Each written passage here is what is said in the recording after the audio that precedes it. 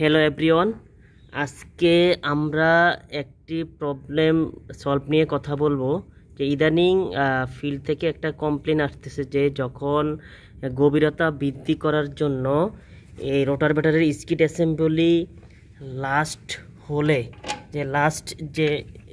হোলে set করতে হয় তখন সেটা সঠিকভাবে সেট হচ্ছে না। তো আজকে আমরা দেখাবো যে কিভাবে এই জিনিসটা সেট করতে হয়। তো আমার সাথে আছে হচ্ছে হানিফ ভাই এবং সুজন ভাই। তো ওনারা আপনাদেরকে দেখাবে কি এটা কিভাবে সেট করতে হয়। তো হানিফ ভাই এবং সুজন ভাই শুরু করেন, আমরা এটা কিভাবে সেট করব। তো সেট করার জন্য সবার প্রথম আমাদেরকে এটা সম্পূর্ণ লুজ দিয়ে দিতে হবে।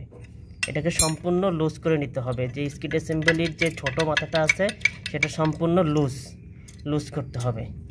এবং ঠিক আছে, তাহলে লুজ করা হলো। এখন আমরা কি করব, প্রথমে সামনের অংশ, সামনে যে বড় অংশটা আছে সেটা আমরা লাগাবো। তো সামনে বড় অংশটা লাগানোর সময় আমরা বেশি টাইট দিব না, হালকা টাইট দিয়ে সামনের বড় অংশটা লাগাবো। ওকে,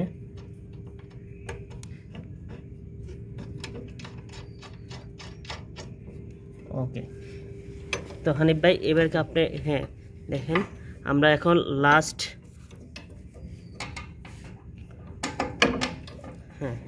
হলে এটা সম্পূর্ণ লুজ দিয়ে এবারকে লাস্ট হলে সেটিং করব। ওকে, এই যে লাস্ট হলে সেটিং হয়ে গেছে। তো এখানে সর্বপ্রথম হচ্ছে আমাদের যেটা করতে হবে, নাটগুলি লুজ রাখতে হবে। সেটিং হওয়ার আগ পর্যন্ত লুজ করে রাখতে হবে। প্রথমে এই সামনের অংশ, তারপরে এই অংশ আমাদের লাগাইতে হবে, তাহলে সুন্দরভাবে। এখন আমরা টাইট করে নিব। এখন আমরা আমাদের পজিশন মতো টাইট করে নিব। টাইট দিয়ে দেন। ওকে, ওকে। এখানে হাত দিয়ে উপরে অংশ ধরে সুন্দরভাবে টাইট করে দিব, তাহলে সুন্দর মতন আমাদের এই ইয়েটা সেট হয়ে যাবে।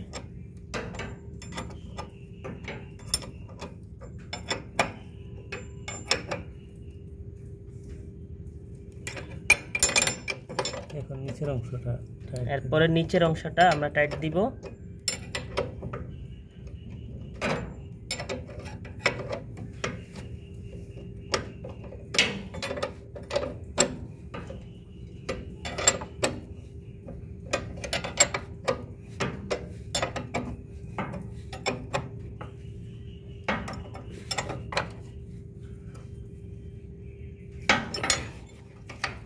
ওকে,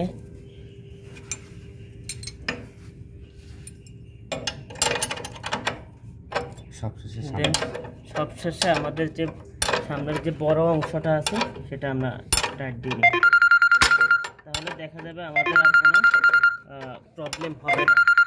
প্রথমে আমরা এখানে মেইন প্রবলেম হচ্ছে আমাদেরকে যে কোনো হোল্ডে সেট করার আগে সবগুলি নাট লুজ দিয়ে নিতে হবে। লুজ দিয়ে নিলে আমরা সুন্দরভাবে সেট করতে পারবো। ঠিক সামনেও আপনার এই সাইডেও আমাদের সুন্দরভাবে সেটিং হয়ে গেছে। তো আমাদের সবসময় চেষ্টা করতে হবে লুজ দিয়ে এই স্কিড অ্যাসেম্বলি সেট করার জন্য। Thank you.